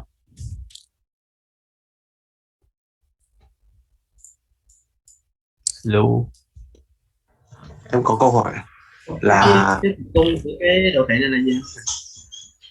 Alo. Từ Cái trục từ tung của luôn. đồ thị là Tung là x, tung là y đúng không, hay là x, y, có nghĩa là nè, đây là mỗi line này là một cái coefficient. Dụ này có coefficient từ x1 cho tới x5, và trục tung trục y của nó là cái giá trị của nó là từ 5 cho tới 5, đúng không? Thì khi mà lambda bằng 0, lambda bằng nhỏ đi, thì chúng ta còn mấy cái này là những x còn lại nè. S còn lại chúng ta không quan trọng, chúng ta chỉ chú ý tới 5 bằng này thôi. S còn lại, những mấy thằng S còn lại thường là bằng 0. Yeah. Let's see. Thì khi mà chúng ta không có penalize gì nhiều á, thì chúng ta thấy những cái giá trị không quan trọng, nó gần bằng 0 nhưng mà nó không bằng 0. Em thấy cái gap của nó vẫn rất là cao. Khi chúng ta tăng cái lambda lên, nghĩa là chúng ta penalize cái term L1 và L2 mạnh hơn, thì dần dần mình thấy các value nó lại bằng 0 nè, đúng không? Nhưng chúng ta compare cái lambda bằng 0.1 đi, thì cái giá trị của x4 là nhiêu đây, x1 là nhiêu đây, x3, x5 là nhiêu đây, compare với lúc nó không có penalization đó, thì nó giảm đi nè, và những cái giá trị gần bằng 0 nó tới gần bằng 0 hơn. Và khi chúng ta tăng lambda tới mức 1 đi, đúng không, thì x3 nó bằng 0 rồi, gần bằng 0 luôn, x1 gần bằng 0 luôn, x4 gần bằng 0 luôn, x2 bằng 0 luôn, thì chỉ còn một x5 thôi. Thì chứng tỏ là gì? Nếu mà loss function của đây là cái phần loss function mà khi realize là có SSE nè, cộng R nè. Khi mà chúng ta ở đây mà chúng ta nếu calculate SSE của phần này và bằng phần này á, thì có nghĩa là những cái model này x2, x3, x1, x4 nó không quan trọng, nó có thể bằng 0 được và model vẫn predict tốt được. Thì làm như vậy á, thì chúng ta có thể kiểu nhân matrix mà nhân vector mà nhân với vector mà nhiều số 0 nhân dễ hơn nè, giảm computational power nè, đúng rồi, dễ interpret hơn nữa. Nhiều giá trị là 0 thì chúng ta dễ interpret hơn, kiểu chúng ta chỉ biết là chúng ta chỉ nói cái model này nó directly corresponding to cái feature x5 thôi. Đó, sự khác biệt là ở đây, đúng không? Cùng một lambda, mấy thằng này trong khi L1 á thì chỉ còn một thằng x5 nó lớn hơn 0 thôi, mấy thằng lại gần bằng 0 hết. Mà L2 á thì nó gần như không gì thay đổi so với lúc mà không có realization, lambda bằng 0. Và khi lambda tăng lên 10 á, thì nó mới giảm từ từ. Lambda mà tăng tới như đây á, thì các bạn thấy cái giá trị mà quan trọng nó vẫn significantly, nó khác không, đúng không? Thì cái effect này gọi là sharing weight đó, sharing weight giữa các model. Và nó cũng có giảm một thằng xanh lá này về bằng 0 rồi nè, giảm được một feature, còn lại là sharing weight. Và elasticness là một combination effect giữa việc sharing weight và việc sparsify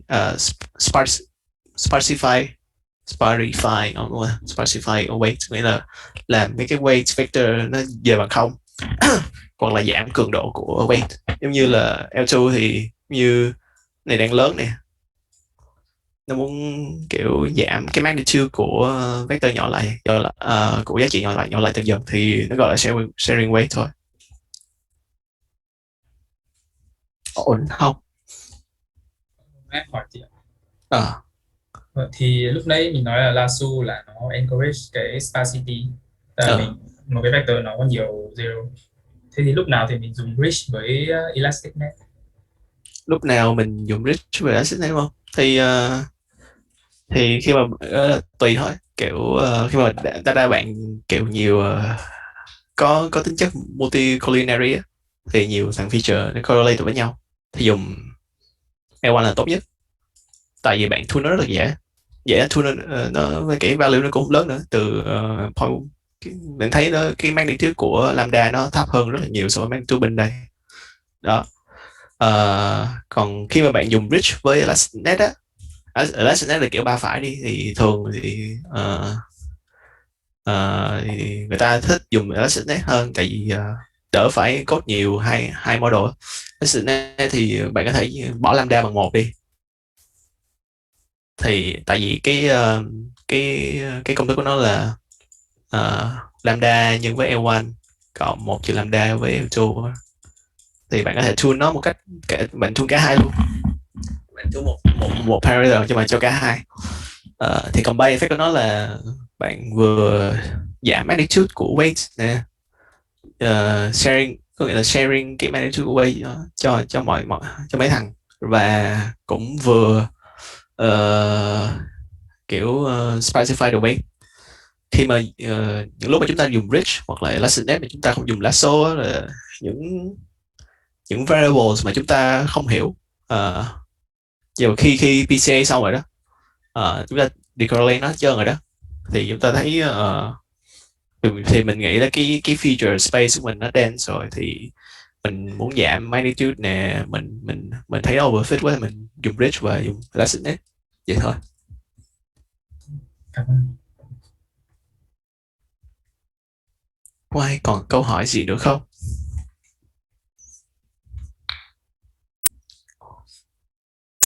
Ok, slide cuối của linear regression.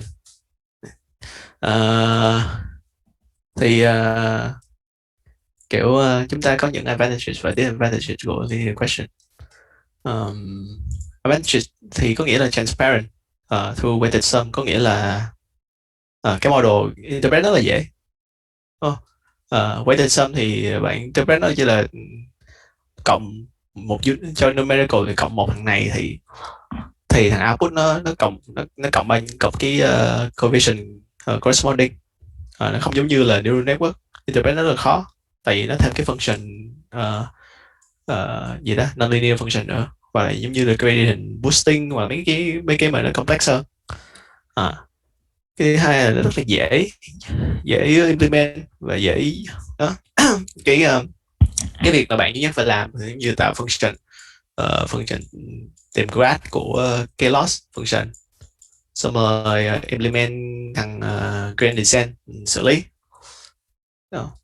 Và nếu mà bạn dùng analytical solution đó, thì guarantee phải optimal weight, và vì nó linear nên là cái nên gradient descent cũng sẽ finding optimal weight, tại vì convex optimization mà.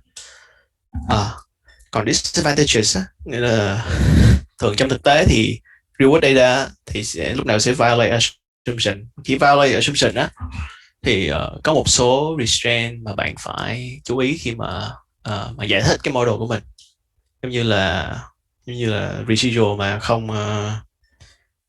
correlated đi chẳng hạn, thì bạn phải thì cái confidence interval của cái weight nó bị invalid. Có nhiều restraint như vậy thì phải chú ý, vậy thôi. Bạn có thể dùng linear regression để model non-linearity luôn, giống như là ví dụ y bằng b, ví dụ bỏ b0 đi rồi cộng b1 x1 cộng b2 x2. Bạn muốn model một cái non-linearity của nó, bạn có thể thêm cái b3 cho interaction term của b1 nhân b2 vô. Thì b1 nhân b2 x1 nhân s2 nè, thì x1 nhân s2 có nghĩa là gọi là element wise nhân cho cái vector code của feature x1 s2, ví dụ như là 1 2 3 cho x1 rồi 0 1 1 cho x2 đi. Thì x1 nhân s2 mà element wise á, chúng ta có 1 nhân 0 là 0 nè, 2 nè, 3 nè. Đó. Thì này interaction term. Có thể bỏ thêm kiểu b4 s1 mũ 2 chẳng hạn. Đúng không? Thì chúng ta có dùng công thức kiểu này, chúng ta model cho nên linear relationship. Nhưng mà dùng cái này á thì chúng ta phải hiểu cái kiểu người ta phải tự bỏ vô đó, phải tự compute feature bỏ vô, rất là phiền. Và kiểu rất là nên với lại nó cũng không có giải thích dễ dàng nữa, kiểu như là bạn nhân giữa chiều cao với cân nặng đi, nó ra đơn vị gì, đâu có giải thích được đó. Và vì nó linear nên là predict ability của nó bình thường thôi. Và nãy mình cũng đưa ra nhiều ví dụ mà nó intuitive vậy đó, như nãy ví dụ về holiday với no, với không holiday á, thì cái model nó đưa ra vậy thì mình giải thích vậy thôi, chứ nó không có vẻ như không đúng so với thực tế. Ok, mọi người còn câu hỏi gì nữa không?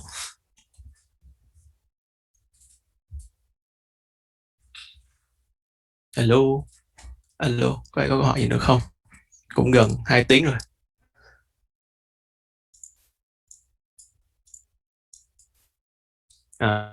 Ok, vậy thôi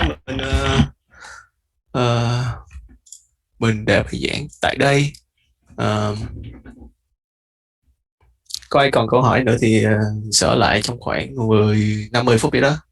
Ai muốn hỏi gì thì hỏi. Sau đó thì mình sẽ off. Cảm ơn mọi người đã đến buổi họp ngày hôm nay. À quên, hình như 25 người luôn, đủ luôn rồi đó. Thì để check hết đi ha. Check hết. Ok. Ok, mọi người có thể drop. Ai muốn ở lại hỏi gì thì hỏi. Cảm ơn mọi người đã tham gia buổi học. Bye bye.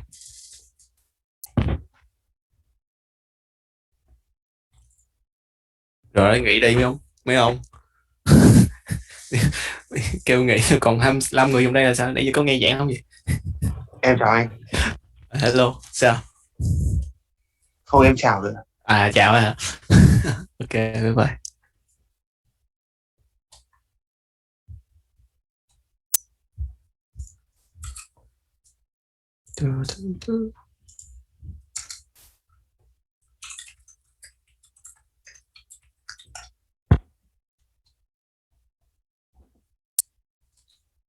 Để stop recording.